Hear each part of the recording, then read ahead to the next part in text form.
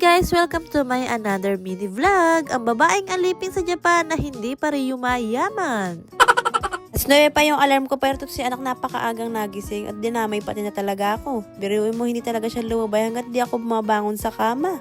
Pagkabangon ko nga nagsigang na nga muna ako ng labahin at pinakatanggal ko na rin sa sampayan yung mga sinampay ko kahapon. Nakain ko na nga rin si anak na almusal at habang kumakain nga siya, inaasikaso ko naman yung mga dadali niya sa therapy niya. At dahil wala nga siya pa sa umaga, kaya kailangan nga niya magbaon ng tanghalian. At bago nga ako magluto ng tanghalian niya, maglilinis muna ako ng lababo. At dahil alas 8 pa nga lang din to, kaya naisip ako muna maglinis ng bahay bago ko naman paliguan si anak para naman hindi siya madumihan. Hindi na nga rin ako nakakapag-upload araw-araw ng mga bini vlog namin ni anak dahil baka naman magsawa kayo sa mga bidyong ginagawa namin. Ulit-ulit lang din kasi yung mga ginagawa namin dito pagkagaling ko sa trabaho, maglilinis ako, maglalaba. Baka kasi sabihin niya, Diyos mio, yung video niya puro paglilinis at paglalaba lang ang ginagawa niya. Dari naman kasi ibang gagawa na to kundi ako lang dahil dalawa lang naman kami niya dito nakatira. Talaga kayong makapanood dito sa mini vlog ko dahil lagi lang naman ako nasa bahay at di naman ako ganun lumalabas ng bahay. Pagkatapos ko maglinis ng lababo, isunod ko naman ng diligan itong mga halaman ko dahil medyo natutuyo na nga. Tapos na nga rin ako sa unang salang kaya magkasalang naman ako ngayon ng mga puti. Kagabi pa nga lang din nagpalit na ako ng mga bedsheet para naman maglalaban na lang ako dahil medyo maaraw nga ngayon at mabilis ako makakatuyo. Habang naghihintay nga talaga ako ng oras na susunduin si anak, ganito nga talaga lagi yung ginagawa ko. Kesa nga tumunga nga ako at hintayin ko pa si anak makaalis bago ko kumilos, sayang naman yung oras. Tapos ko nga ihanger yung mga damit namin, tinanggal ko nga muna dahil lilinisin ko muna itong biranda at didiligan ko na rin yung mga tanim ko dito. Ilang beses na nga ako nagpupunla pero hindi nga ito nagtutuloy dahil laging pinapatay ni anak. Pagkatapos ko nga diligan yung mga halaman at magsampay, kumain na nga rin ako ng umagahan dahil medyo nakakaramdam na nga ako ng gutom. Itong video nga lang muna guys ang i-upload namin at si anak nga mga ilang oras lang din sinundo na rin ng teacher niya.